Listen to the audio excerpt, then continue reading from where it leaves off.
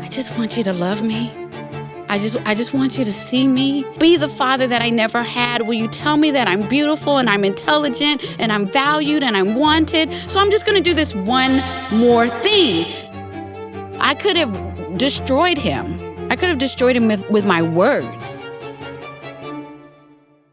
My parents got married with little knowledge of each other. My mom met my father, who was actually her waiter on a cruise ship. Wow. She went with some of her girlfriends. And my father, he's still a good-looking man. He's still a good-looking man, and he was even more good-looking then. He's Haitian, so he has an accent. He speaks many languages. He knows about food. He's a chef, so he was really a charmer. He moved to the States and they got married. And so now you have this relationship that's really set up to fail from the very beginning. Mm. And it did. It spontaneously combusted, and my parents had a tumultuous end. And so my early memories of my father are at visitation centers. That I remember there being cubicles that I would go in, and we would have a time limit. I'd spend time with him, then we'd leave.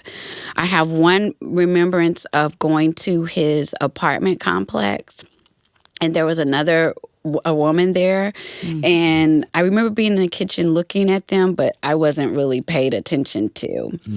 And then outside of that, I have more recollection of him leaving gifts on the front porch of my grandparents' home, which I appreciate because I know that is more than some people received. And I do have one memory of him taking me to get a bicycle.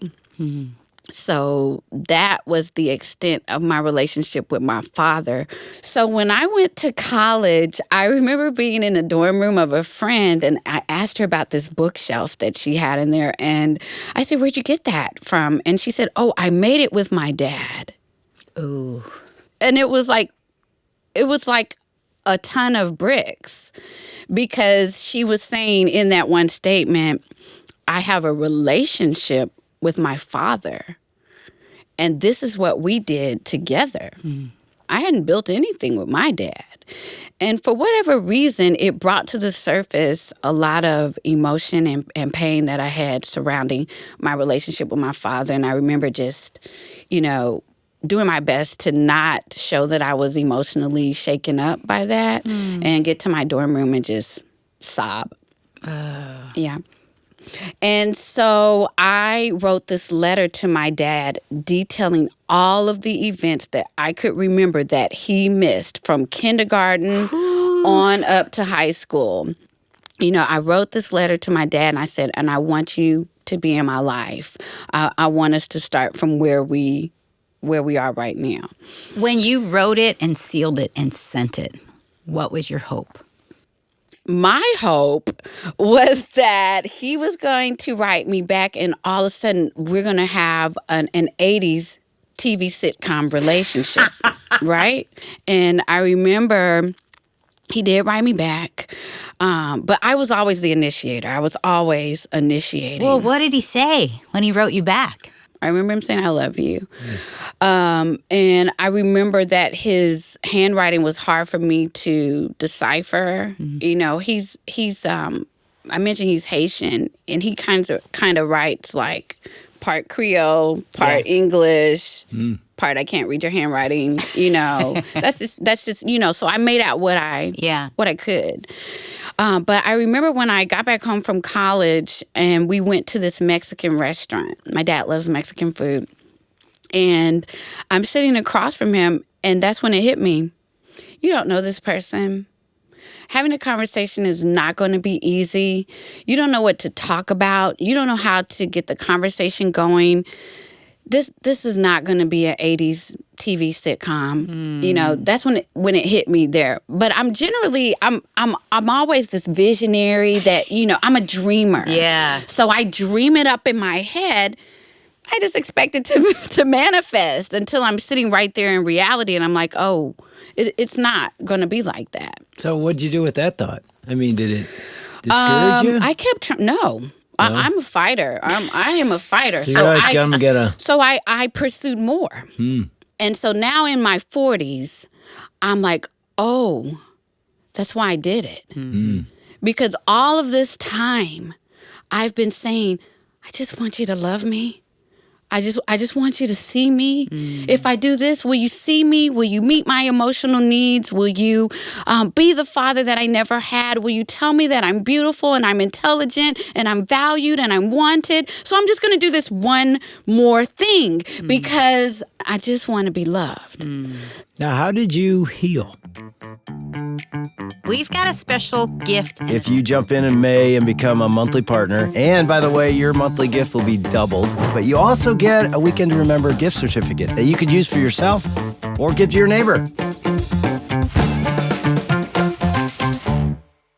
I want to be able to talk about this like Kia is in a way that feels like, I know we're all still on a journey, but you've got some closure. Well, I started off, I wanted to write a book. Did he read it?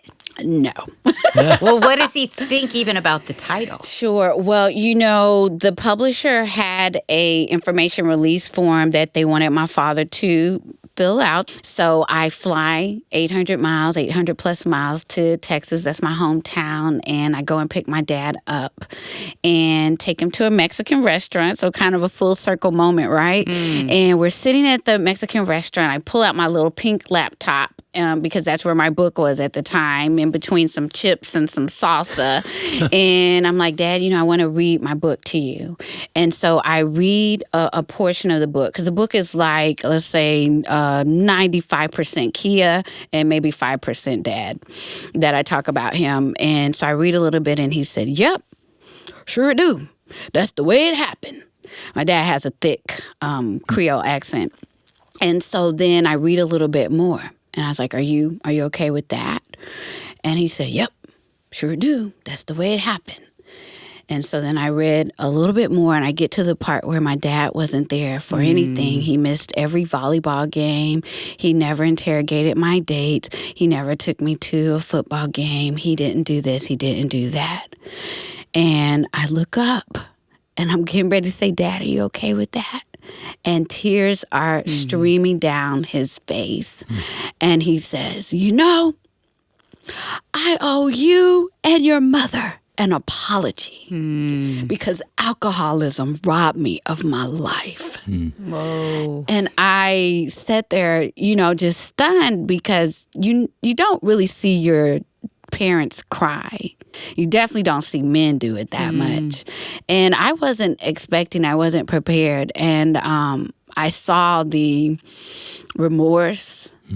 I saw the awareness of what alcoholism had done to not only him, but to me. Yeah. And I had never seen that. But I think the beauty in that moment was that, one, I didn't need it.